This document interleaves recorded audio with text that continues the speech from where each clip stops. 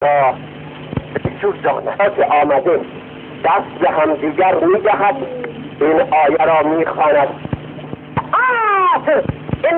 انسان لفی خسر الا الذین آمنوا و عملوا الصالحات. تمام خوبی ها و بدی ها را در میان خود تذکر میده و به هم دیگر تفصیل میکنه. قسم به عصر، به درستی انسان در پی خسران و زیانکاری است، مگر اونهانی که ایمان آورده اند.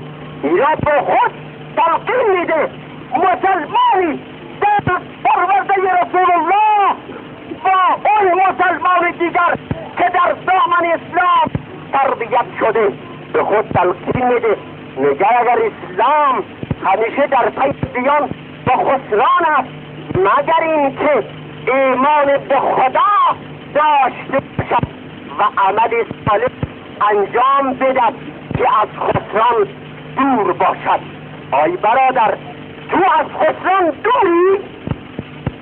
نه، تو از خطا دوری؟ آی حزب اسلامی، آی تنظیم ها دشمن اسلام مطرح خود را ساختیم. آیا از خطر و از خطر بدونیم؟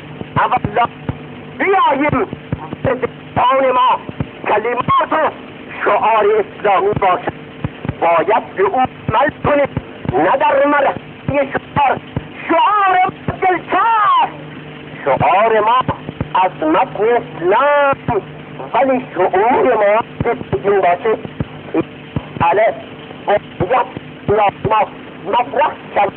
آی عزیزان، به نام حیث آدم کشید کرد، به نام حیث زورگوی بساط، به نام تشکیلات زندان کردن بساط، به نام گروه شکنجه دادن بساط. تا کی ما هیچ پرستی کنیم؟